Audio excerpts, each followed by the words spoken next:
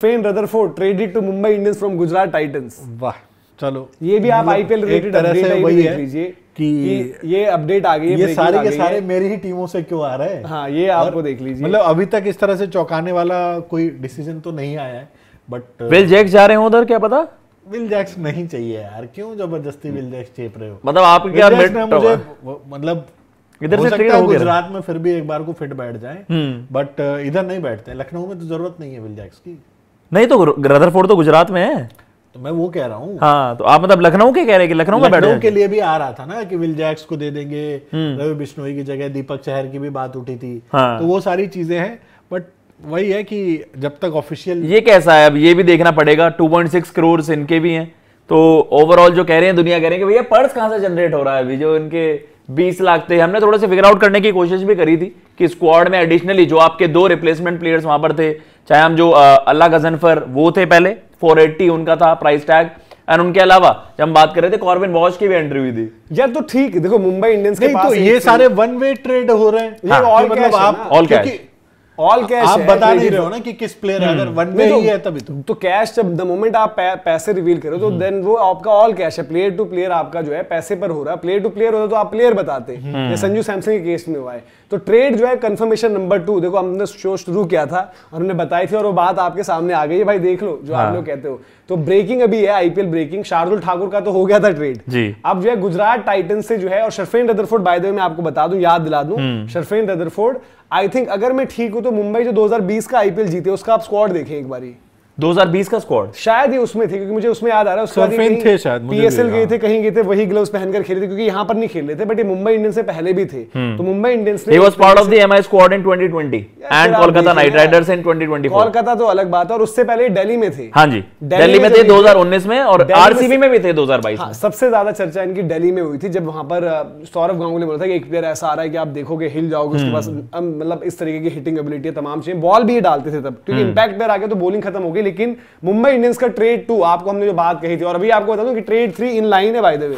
Mumbai Indians के 2 trade हो चुके हैं, ट्रेड 3 इज इन लाइन। तो जो आपको कहा था ना कि मुंबई इंडियंस ने मीटिंग लगाकर जो है बता दिया बंदों को कि अब टाइटल जीत जाओ वरना ये साइकिल बची हुई है। तो आप लोग कहीं सोच रहे हो भाई, वो अलग बात है, क्लेम नहीं करते कहीं जाकर कि हमने बता दिया और हमने ये कर दिया वो कर दिया, लेकिन सारी ट्रेड टॉक्स यहीं से इनिशिएट हुई हैं। आपको सारी सबसे पहले यहाँ पर पता चली, चाहे वो संजू सैमसन का वो तो ऑब्जर्वेशन पर था, धीरज भाई ने जो बोला, लेकिन उसके बाद जो यहाँ पर फ्रेंचाइजीज के डिस्कशन हुए, जो प्लेयर्स के डिस्कशन हुए, वो सारे के सारे आपको बताए थे। शार्दुल ठाकुर का ऑफिशियल कर दिया है। शार्दुल ठाकुर तो आई गए थे, लेकिन शार्दुल ठाकुर के साथ साथ अब ये दूसरा ट्रेड शर्फेन रदरफोर्ड, मुंबई इंडियंस ने जो इनको लिया है जय भाई, तो एक फिनिशर का वेकेंट वहां पर स्लॉट जो लग रहा था, जो कभी वो खिलाते नहीं थे, और बट कैसी चॉइस आपको लग रही है भाई? 2 पॉइंट जो है कि 6 करोड़ का अपना दाम तो इनको दिया है, बट क्या आपको लगता है कि जिस भूमिका में वहां पर पोलार्ड रहे थे या फिर एक टाइम पर टिम डेविड थे, वहां पर रदरफोर्ड को आप कैसे रेट करते हो? क्योंकि इनकी जो कमी भी है आउटसाइड ऑफ वो भी पकड़ी जा चुकी है।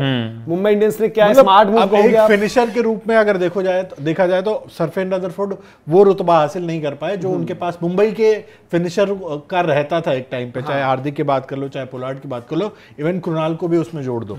तो सरफेन रदरफोर्ड आए थे, इंपैक्ट दिखाया था, बट बाद में वो पकड़े गए थे कि बाहर वाली गेंदें उनको तंग करती हैं, और उसके बाद फिर इस तरह की ट्रेड।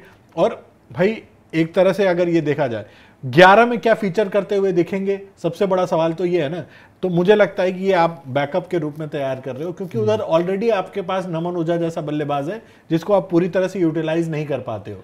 तो मुझे थोड़ा सा डाउटफुल लग रहा है कि ये 11 में फीचर करते हुए दिखेंगे, मतलब, और बहुत अच्छा मूव तो मैं नहीं कहूंगा। हाँ, मतलब ऐसे है कि सरफेस कुछ रास आ जाए आपका वानखेड़े का, ज्यादा इन्फ्लुएंस पोलार्ड का ही वहां पर लगता है कि यार उन्होंने मे बी उनकी देखो हिटिंग एबिलिटी थी तभी उनके बारे में इतनी चर्चा होती थी, लेकिन क्या वो उस मतलब जो आपके बारे में चर्चा हुई है, जैसे जय भैया ने भी बोला कि आप लिव अप कर पाए उन एक्सपेक्टेशंस पर। गुजरात में भी ये चर्चा थी ना यार, आज डिलीवर करेंगे, आज डिलीवर करेंगे। और माइंड यू जितने इनको वहां पर मौके भी मिले थे, सब बार बार ये होप कर रहे थे कि इनकी वो परफॉर्मेंस आएगी, बट आपके एक ही कमी थी वहां पर, वाइड यॉर्कर्स आपको डाली गई, और आपको इंडियन डोमेस्टिक बॉलर्स ने वहां पर, विजय कुमार वैशाख ने वहां पर फंसा दिया था। और उसके बाद आपके वो एक कह सकते हैं दुनिया के सामने नमन धीर को आप में से किसी ने नमन ओझा बोला है क्या? अभी एक भाई नमन ओझा बोल दिया क्या? पूछ रहे हो मेरे को तो नमन ओझा बोल दिया होगा, हो सकता है नमन धीर यार, नमन धीर की बात कर। नमन ओझा भी बढ़िया, वैसे राजस्थान से एक बार मुझे याद है, बढ़िया खेलते थे। बट मतलब आप लोग भी बताइए जो मुंबई इंडियंस के फैंस भी हैं, मतलब जो दोनों डील्स हुई हैं, आई थिंक ट्रेड, देखो मुंबई का हम एक तरफ से पुश कह रहे हैं कि भाई कि उनका वो है कि भाई क्या बहुत लंबा टाइम हो गया ट्रॉफी के बिना, बट जो चीजें वो और ज्यादा खांचे बना रहे हैं ना, मुझे लग रहा है उसके चलते ये सब हो रही है ऊपर नीचे हरकत। बट एक चीज ये भी देखो ना कि क्या शर्फेन रदरफोर्ड का आना ये बताता है भाई कि एक विल जैक्स की अब जरूरत नहीं है जो नीचे, देखो तार जोड़ने पड़ेंगे। देखो पॉइंट ये नहीं कि शर्फेन रदरफोर्ड को आप खिलाओगे, बट पॉइंट है कि विल जैक्स को अगर आपने रखा हुआ था और फिनिशर खिलाना तो कोई मतलब नहीं है। उनकी बॉलिंग से कितना काम ले लोगे आज की डेट में जहां इंपैक्ट प्लेयर है, तो क्यों ना एक रदरफोर्ड रख लें। और ये पर जनरेट कहां से कर इनके रहे हो पास आप? देखो स्पेशलिस्ट फिनिशर जो था, लोग तो कह रहे थे कि मिलर को ले आओ, बट इनके पास वहां पर चॉइसेस और क्या थी जिनके पास आप जा सकते थे। और आपके पास अपने पास बेवन जैकब्स पड़े हुए हैं जिनको मतलब बड़ा नाम हुआ, खेले नहीं अभी, बट देन आपने उनको ट्राई भी नहीं किया। आपने रॉबिन मिन्स को भी खिलाया है, एक शर्फेन रदरफोर्ड भी आपने भी रखे हुए, एक आपके पास नमन धीर भी है, ठीक है। फिर हम बात करें तो हार्दिक पांड्या भी उसी ब्रैकेट में वहां पर आते हैं। मिच सैंडर की आज की डेट में एबिलिटी बहुत अच्छी हो गई है एज अ फिनिशर और हिटर। ये नहीं कह रहा मैं को वो फिनिशर है जो हर मैच दे देंगे, बट आपके काम आ जाएंगे। कुछ चीजें जो मुझे तय लग रहा है कि भाई शर्फेन रदरफोर्ड का आना, ये भी बता रहे कि विल जैक्स भी जाने वाले हैं शायद, और शार्दुल के आने से ये है कि भाई कि दीपक चहर जा रहे हैं। तो इनके अरेंजमेंट्स मुंबई के कुछ ऐसे बन रहे हैं और मुंबई जो है कोई कसर नहीं छोड़ना चाहती भाई कि जो आप कि इस सीजन आप जाओ तो टाइटल। मतलब इन फैसलों से आपको नहीं ये नहीं लग रहा कि मुंबई थोड़ी सी ज्यादा डेस्परेट दिख रही है एक बढ़िया टीम बनाने के चक्कर? बट देखो शार्दुल ठाकुर नो डाउट आप एडिशन मानोगे, बट शार्दुल ठाकुर क्या वो शार्दुल ठाकुर है, वो इंपैक्ट रहा है जो मुंबई इंडियंस को चाहिए। सरफेन रदरफोर्ड आप ले आ रहे हो, क्या सरफेन रदरफोर्ड का वो इंपैक्ट रहा है जो मुंबई इंडियंस को चाहिए या जो उनको चैंपियन बनाने के लिए चाहिए? तो मुझे ये लग रहा है कि जल्दीबाजी या बहुत डेस्परेशन के चक्कर में ये कुछ इस तरह के फैसले ले रहे हैं, क्योंकि बहुत अच्छी पिक नहीं है ये। अगर दोनों की ही बात कर ले, हाँ, मतलब बहुत अच्छी पिक नहीं है मेरे हिसाब से। एमआई और सीएसके उस टाइप की फ्रेंचाइजी है, they bring the best out of the players. ये हमने देखा है कि यार आप वो खिलाड़ी किसी और फ्रेंचाइजी में अलग दिखेंगे, इस फ्रेंचाइजी में अलग। मुझे शार्दुल ठाकुर मतलब समझ आते हैं, मतलब ये कि यार वानखेड़े जानना, मुंबई में ही क्रिकेट खेली है, स्ट्रीट स्मार्ट ऑपरेटर है, ही कैन वर्क आउट। लेकिन शर्फेन रदरफोर्ड को आप होप कर रहे हो वानखेड़े का विकेट वहां पर आग लगा देंगे, जबरदस्त परफॉर्मेंस दे देंगे। खिलाड़ियों के साथ एक कंडीशन लगी कि इनको यूटिलाइज कैसे करता है। यस, ठीक है। गुजरात ने मौके तो पूरे ही दिए थे, ऐसा तो था नहीं कि सरफेन को मौके नहीं मिले जी, बट उन्होंने उस तरह से परफॉर्म नहीं कर पाए। तो मुंबई ऐसा सरफेन से क्या निकलवा लेगी? शार्दुल ठाकुर को मैचेस मिले, लखनऊ के लिए उन्होंने शुरुआती मैचेस में अच्छा भी किया, but end of the day आपको बाद के मैचेस में उनको बैठाना पड़ गया। तो इनका बड़ा रोल हो जाएगा कि यूटिलाइज। रदरफोर्ड मुझे लग रहा है अभी बेंच के लिए, शार्दुल के साथ मैं फिर भी 11 एसोसिएट कर पा रहा हूं, क्योंकि अगर दीपक चहर जाएंगे एक गेंदबाजी सोचेंगे कि नई बॉल डाल देंगे, फिर थोड़ा सा नीचे बैटिंग से हैंडी हो जाएंगे। और जो भी कह लो, शार्दुल के पास एक यूटिलिटी है कि मिडिल ओवर चाहे डेथ में डालना पड़ जाए, काम वो निकाल लेते हैं। बट रदरफोर्ड मुझे एज ऑफ नाउ देखो, इनके मुंबई का सिंपल सा अगर 11 देखो आप समीकरण देखो, एक बंदा जो इनका रहेगा 11 रिकल्टन आज की तारीख में, रिकल्टन को आप मान के चलते हो, रिकल्टन को लेकर कोई चर्चा नहीं, विकेट कीपर बैटर, और आपका जो है ओवरसीज एक बंदा हो गया।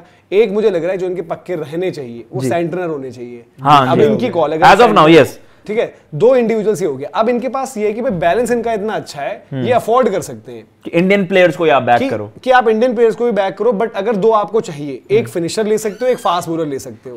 मुझे लगता है कि भाई कि कॉर्बिन बॉश को इनको नहीं छोड़ना चाहिए और कॉर्बिन बॉश खेलने चाहिए। एक इनके लिए अच्छा कॉर्बिन बॉश प्लस एक आप बॉलर खिला लो ओवरसीज। आप कॉर्बिन बॉश और सरफेन में एक को ही खिलाओ। तो मैं वही कह रहा हूं, कॉर्बिन बॉश को खिलाओ, ज्यादा यूटिलिटी, एक बॉलर आपको रहेगा बैटिंग से नीचे जो हैंडी है, और फिर आप अपना बॉलर आप सेंटर को अच्छा यूटिलाइज करो ना। और ओवरसीज बॉलर भी मुझे लग रहा है कि शायद ये बोल्ट को नहीं छोड़ेंगे, बोल्ट के साथ ही जाएंगे। बोल्ट लेफ्ट आर्मर ऑप्शन नहीं बॉल डाल देते हैं, ठीक है, क्योंकि बुमराह आपके वन चेंज रहते हैं। तो मुझे ये कॉम्पोजिशन लग रही है कि इनके 4 ओवरसीज होंगे, बोल्ट, सेंटर, कीवीज 2 ये होंगे, एक आपका रिकल्टन है, चौथा इनकी चॉइस रहेगी स्मार्ट। अगर मुंबई को खेलना है तो कॉर्बिन बॉश को रखो, खिलाओ, छोड़ो मत, और आप जो है बेंच पर रखो रदरफोर्ड। अगर नहीं चलते कॉर्बिन बॉश की बैट बॉल से यूटिलिटी नहीं लग रही, क्योंकि आपके पास फिनिशर अच्छे हैं यार। देखो मान लो रोहित शर्मा रिकल्टन ओपन कर रहे हैं, हाँ 3 नंबर तिलक वर्मा है या 4 नंबर सूर्या तिलक हो गए, 4 ये हो गए, 5वें नंबर पर मैं कह रहा हूं कि आप हार्दिक पांड्या को डाल दो, 6ठे नंबर पर नमन धीर है, ठीक है। फिर इसके बाद आपके पास एक इंपैक्ट प्लेयर ऑप्शन, फिर आपके पास कौन-कौन है? कॉर्बिन बॉश, सेंटर, एक शार्दुल ठाकुर। जरूरत नहीं है आपको, आपके पास है बैटिंग। आप मतलब ठीक है यार, इनको भी आप नमन धीर, हार्दिक को किसी शर्फेन रदरफोर्ड से कम थोड़ी आंकोगे। तो आप अपना मतलब एक फास्ट बॉलर खिलाओ, चाहे वो ट्रेंट बोल्ट है, चाहे कोई नया ला रहे हो, दूसरा सेंटर, एक स्पिन की ऑप्शन हो गई है, और ये एक रिस्ट स्पिनर के पीछे भी है। तो हो सकता है कि मुंबई इंडियंस जो है अगला जो है आपका ट्रेड जो है रिस्ट स्पिनर का आपको बताएंगे क्या कुछ होने वाला है। लेकिन अपडेट भाई ये है, हमने जैसे बोला कि आपको क्या लग रहा है कि ये तार जुड़े हुए हैं कहीं पर, इनके आपको जुड़े हुए तार लग रहे हैं? कॉमेंट सेक्शन में जरूर बताएं। मुंबई इंडियंस की जो 2 ट्रेड आ गई है, शार्दुल और रदरफोर्ड, कितनी बेहतर पिक है और क्या इनका यूटिलाइजेशन आपको लग रहा है 11 के अंदर?